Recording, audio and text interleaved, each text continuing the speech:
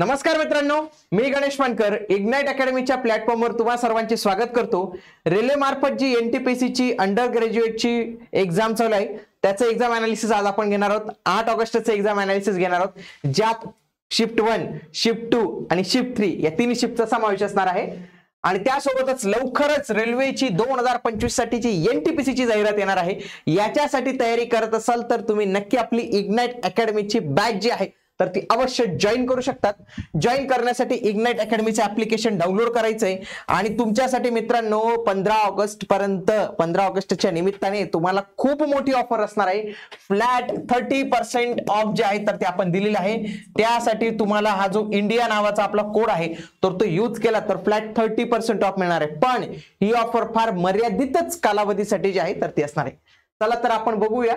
बघा ऑलरेडी मागे काही दिवसांपूर्वी किरण सरांनी 7 ऑगस्टचा पेपर घेतला होता। त्याच्यामध्ये त्यांनी बाकीची जे काही गणित बुद्धिमत्ता असेल जे काही विषय असतील तर त्यांनी माहिती दिलेली होती। आज आपण मेन प्रामुख्याने जीएस या विषयावर भर देऊया की जीएस चे नेमके 8 ऑगस्टच्या शिफ्ट 1, शिफ्ट 2, शिफ्ट 3 तिन्ही शिफ्ट मध्ये कोणते प्रश्न विचारले ते, काही महत्त्वाच्या प्रश्नांची उत्तरे आपण जाणून घेणार आहोत। या सर्व गोष्टी आपण जाणून घेणार आहोत। तसेच राजेश सर खास तुमच्यासाठी सामान्य विज्ञानाचे जे आहे तर ते लेक्चर्स इथे घेतात आरआरबी एनटीपीसी 2025 साठी, तर ते पण तुम्ही अवश्य जे आहे तर ते बघत चला। ऑलरेडी किरण सरांनी गणित बुद्धिमत्तेचे लेक्चर्स घेतलेले होते तर तेही तुम्ही जे आहे तर ते बघा। आपल्या या YouTube चॅनलवर तुम्हाला आरआरबी एसएससी याच्या संबंधीची सर्व माहिती मिळते, म्हणून तुम्ही हे चॅनल जरूर सबस्क्राइब करा। बघा इथे काय काय प्रश्न विचारले होते तर त्या पद्धतीने हे आपण तुमच्यासाठी खास पीडीएफ जे आहे तर ती बनवलेली। बघा प्रश्न होता की कलम 43 खालीलपैकी कशाशी संबंधित आपल्याला इथं बघायला मिळतो। याचं उत्तर आहे कलम 43A हा कामगारांना उद्योगांच्या व्यवस्थापनात भागीदारी देण्यासंबंधीचा अधिकार आहे। हा जो अधिकार आहे ना तर हा काही मूल संविधानात नव्हता। जेव्हा 42वी घटना दुरुस्ती 1976 झाली त्याच्यानंतर हा ऍड करण्यात आला। त्याच्यानंतर कलम 43A हे ऍड करण्यात आलं। हे आपल्या भारतीय संविधानाच्या भाग 4 ज्याला आपण डीपीएसपी म्हणतो, directive principle of state policy, राज्य धोरणाची निर्देशक तत्वे, तर त्याच्यामध्ये हे कलम जे आहे तर ते आपल्याला इथं बघायला मिळतं। पुढचा प्रश्न विचारला होता की where did the first compilation of Jain scripture takes place, Jain धर्मग्रंथांचे पहिले संकलन हे कुठे झाले होते, तर याचं उत्तर होतं पाटलीपुत्र येथे जे आहे जैन धर्मग्रंथाचे पहिले संकलन हे झालेले होते। त्याच्यानंतर दुसरं पण त्यांचं महत्त्वाचे संकलन हे 5व्या आणि 6व्या शतकात वलभी गुजरात येथे जे आहे तर ते झाले होते।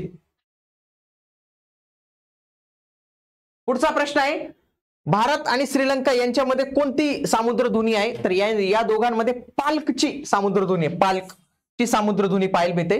तसेच आपल्याला मन्नारचे आखात देखील जे आहेत तर ते भारत श्रीलंका यांच्या दरम्यान बघायला मिळते। त्यासोबतच इथं बाकीच्या देशांचे हे दिलेले, फॉर एक्झाम्पल मलक्का सामुद्रधुनी ही मलेशिया आणि इंडोनेशिया मध्ये आपल्याला इथं बघायला मिळते। त्याच्यानंतर हार्मुज सामुद्रधुनी ही इराण आणि ओमान या दोन देशांच्या मध्ये आपल्याला इथं पाहायला मिळते। त्याच्यानंतर जिब्राल्टर ही स्पेन आणि मोरोक्को यांच्यामध्ये, त्याच्यानंतर बाल एब मानदेव यमन आणि जिबुती किंवा एरिट्रिया या दोघांमध्ये आपल्याला इथं जे आहे तर ते बघायला मिळते। बॉस्फरस ही तुर्की, युरोप आणि आशिया यांना जोडणार एक आहे। त्याच्यानंतर डार्डनेस सामुद्रधुनी ही पण टर्कीमध्येच पाहायला मिळते। सुंदा ही जावा बेट आणि सुमात्रा बेट इंडोनेशियाच्या यांना जोडण्याचं काम इथं बघायला मिळते। तर हे जे आहेत तर ते महत्त्वाचे सामुद्रधुनी आहेत। पुढचं मेघालयातील कोणता जिल्हा किंवा कोणते शहर अलीकडील सर्वाधिक प्रदूषित शहरांच्या यादीत जे आहे त्यांचं नाव आलेलं आहे, तर याचं उत्तर आहे बर्नीहाट ही जे आहे ना तर ते सर्वात प्रदूषित शहर म्हणून IQ एअरच्या अहवालात इथं आलेलं आहे। पुढे ईस्ट इंडिया कंपनीवर केंद्रीकृत ब्रिटिश नियंत्रण कोणत्या कायद्याने प्रस्थापित करण्यात आले। बघा ईस्ट इंडियावर कोणतंच हे नव्हतं। त्याच्यानंतर 1773चा एक कायदा आला ज्याला म्हणतो रेग्युलेटिंग ऍक्ट, त्याच्या अंतर्गत त्यांचं नियंत्रण आलं आणि संपूर्ण सत्ता ही कधी गेली 1857चा जेव्हा उठाव झाला त्याच्यानंतर 1858चा कायदा आला। त्याच्यानंतर ईस्ट इंडिया कंपनीची राजवट समाप्त करून डायरेक्ट ब्रिटिश गव्हर्नमेंटचं कंट्रोल जे आहे भारतावर करण्यात आलेलं होतं। आता खूप सारे विद्यार्थी म्हणतील की सर आम्हाला ही तुम्ही एक छान पीडीएफ दिसते तर ही पीडीएफ द्या। तर ज्यांना ही पीडीएफ पाहिजे असेल तर त्यांनी कमेंट बॉक्स मध्ये पीडीएफ हे टाइप करा, तुम्हाला लिंक जी आहे तर त्याची ती सेंड केली जाणार आहे। पुढे SRAM चा फुल फॉर्म काय होता, त्याचा फुल फॉर्म आहे स्टॅटिक रॅन्डम ऍक्सेस मेमरी। पुढचा होता SDRAM चा काय आहे, synchronise dynamic random access memory आपल्याला पाहायला मिळतं। त्याच्यानंतर वेगवेगळे इथं शॉर्ट फॉर्म तुम्हाला दिलेत. फॉर एक्झाम्पल DRM म्हणजे dynamic random access memory, DDR double data rate, DDR2, DDR3, DDR4, DDR5 म्हणजे double data rate versions, ROM read only memory, EEPROM electronically erasable programmable memory, flash memory, CPU central processing unit, GPU graphic processing unit, USB universal serial bus. तर हे अशा पद्धतीने हे काही संगणकाशी related काही short forms होते, हे तुम्ही इथं बघू शकता. पुढचं होतं भारतातील कोणत्या राज्यात लोकपाल हे प्रथम करण्यात आलं, तर याचं उत्तर होतं महाराष्ट्र. ऍक्च्युअली कायदा हा ओडिसाने सुरुवात केली होती, पण ओडिसाला ते पारित नाही करता आलं. महाराष्ट्राने 1971 मध्येच लोकपाल आणि लोकायुक्त कायदा जो आहे तर तो तयार केलेला होता. पुढचं भारतीय संविधानाच्या कोणत्या कलमात महानगरपालिकांमधील रचना याच्याविषयी उल्लेख केलेला आहे, तर भारतीय राज्यघटनेच्या कलम 243 मध्ये याचा उल्लेख जो आहे तो आपल्याला पाहायला मिळतो. ओके. पुढे हु प्रपोज दी रुद्रोझम म्हणजे चा प्रभाव कोणी मांडला होता, तर रुडोल्फ क्लॉसियस यांनी जे आहे तर तो हा प्रभाव इथं मांडला होता. पुढचं which water body is present to the south of the Indian Ocean म्हणजे भारतीय द्वीपकल्पाच्या दक्षिणेस कोणता जलसाठा आपल्याला पाहायला मिळतो, तर आपल्याला तिथं इंडियन ओशन जे आहे तर ते बघायला मिळतं. पुढे खंजर या सरावाबद्दल काही विचारलं तर खंजर हा जो सराव आहे हा भारत आणि किर्गिस्तान या दोन देशांदरम्यान जे आहे तर तो होत असतो. पुढचं सारनाथचे स्तूप कोणत्या शासकाने पाडलेले होते, तर 1794 मध्ये हा पाडण्यात आलेला होता. कोणाकडनं, जगत सिंग यांच्याकडून पाडण्यात आलेला होता. पुढचं तेलंगणाच्या हैदराबाद येथील मिस वर्ल्ड स्पर्धा आयोजित करण्यात आली, तिथं भारताचं प्रतिनिधित्व कोणी केलं होतं, तर त्याचं उत्तर होतं नंदिनी गुप्ता यांनी भारताचं प्रतिनिधित्व त्याच्यात केलेलं होतं. पुढचं सर्वात लहान पोषक तत्वे कोण, micro nutrients and macro nutrients असे दोन प्रकार पडतात. त्याच्यापैकी मायक्रो न्यूट्रियन्स म्हणून विटॅमिन्सला जे आहे तर ते क्लासिफाईड करण्यात येतं. चागोस बेटांचा वाद कोणत्या दोन देशांमध्ये आपल्याला इथं बघायला मिळतो, तर हा जो वाद आहे हा युनायटेड किंगडम आणि मॉरिशस या दोन देशांमध्ये युकेने नुकतंच हे मॉरिशसला हँडओव्हर पण करायचं जे आहे तर ते ठरवलेलं आहे. मार्च 2024 पर्यंत भारतातील सर्वात उंच पूल कोणता आहे, तर तो आहे चिनाब नदीवरील पूल आहे. हा जवळपास सर्वात उंच म्हणजे 1000 म्हणजे 1178 फूट एवढ्या उंचीवर बनवलेला म्हणजे 359 मीटर एवढ्या उंचीवर आपल्याला हा पूल जो आहे तर तो बघायला मिळतो. पुढचा प्रश्न आहे महात्मा गांधीजींचा पहिला सत्याग्रह कोणता होता, ज्यामुळे नंतर भारतात प्रथमच अशा प्रकारच्या चळवळींना प्रेरणा मिळाली, तर त्यांचा पहिला सत्याग्रह आपल्याला चंपारणचा सत्याग्रह पाहायला मिळतो 1917चा. बिहारमधील जे नीळ उत्पादक शेतकरी होते, इंडिगोची शेती करायचे, तर हा महात्मा गांधीजींच्या जीवनातला पहिला सत्याग्रह आपल्याला इथं जो आहे तर तो बघायला मिळतो. पुढचं कोणत्या राज्यात मैदानी प्रदेश, पठारी, द्वीपकल्पीय पठार अशी तिन्ही भौगोलिक वैशिष्ट्ये बघायला मिळतात, तर याचं उत्तर वेगवेगळ्या ठिकाणी होतं वेगवेगळं. काही ठिकाणी छत्तीसगड, तेलंगणा, मध्य प्रदेश आलेले. तुम्हाला योग्य उत्तर काय वाटतं ते तुम्ही कमेंट बॉक्समध्ये मला नक्की सांगा. सुवर्ण मंदिराला आणखी कोणत्या नावाने ओळखलं जातं, सुवर्ण मंदिराला श्री हरमंदिर साहेब, श्री दरबार साहेब, हरमंदर साहेब अशा या वेगवेगळ्या नावांनी जे आहे तर ते इथं ओळखलं जातं. पुढचं सुलतानपूर मधील 125 एकर जमिनीचे वाटप कोणत्या संस्थेला रद्द करण्याचा निर्णय सर्वोच्च न्यायालयाने इथे घेतलेला आहे. लक्षात घ्या, सर्वोच्च न्यायालयाने सुलतानपूर, जगदीशपूर, उत्तर प्रदेश येथील 125 एकराचे वाटप कमला नेहरू मेमोरियल ट्रस्ट यांना देण्यात येणार होतं, तर याचा जो निर्णय जो आहे तर तो सर्वोच्च न्यायालयाकडून आता रद्द करण्यात येणार आहे.